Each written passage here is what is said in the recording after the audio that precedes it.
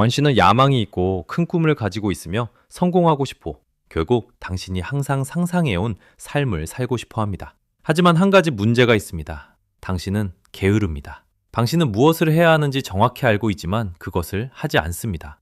날이 갈수록 당신은 미루고 기회를 놓치고 행동하지 않은 자신을 탓합니다. 당신의 내면 깊은 곳에서는 더 많은 것을 할 수 있다는 것을 알고 있기 때문입니다. 하지만 변화하는 대신 당신은 계속 이렇게 살아갑니다. 죄책감은 시간이 지날수록 점점 커집니다. 하루가 지나고 또 하루가 지나고 한 주가 지나고 또 한 주가 지나면서 당신은 그것을 자신의 일부로 받아들이기 시작합니다.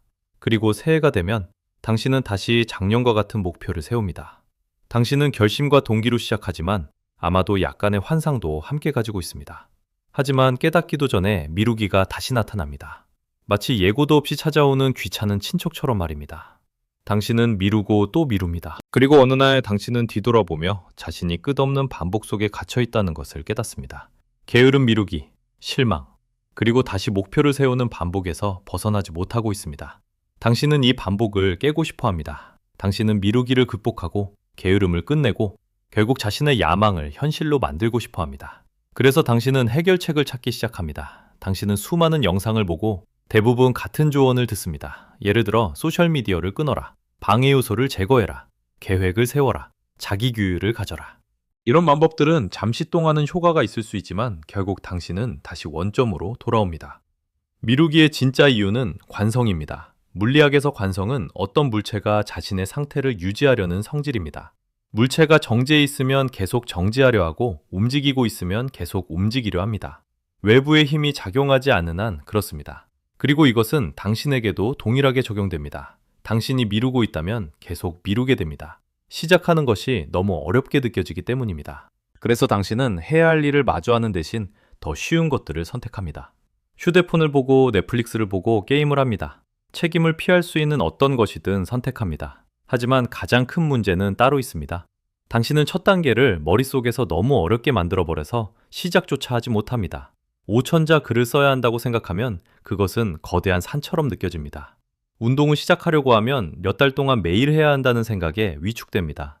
창업을 하고 싶어도 해야 할 일이 너무 많아 압도되어 시작하지 못합니다. 그래서 당신은 계속 미루게 됩니다. 하지만 관성이 문제라면 그것은 해결책이 될 수도 있다는 뜻입니다. 관성을 어떻게 활용하느냐에 달려 있습니다. 해결책은 관성을 깨는 것입니다.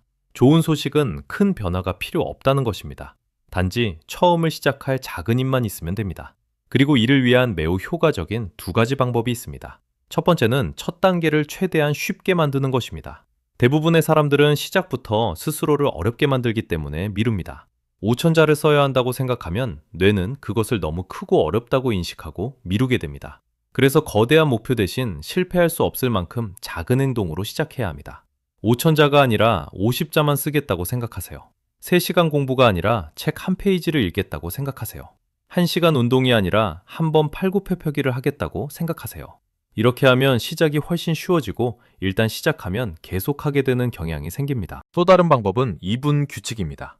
원리는 매우 간단합니다. 하기 싫은 일이 있다면 단 2분만 하겠다고 스스로에게 말하세요.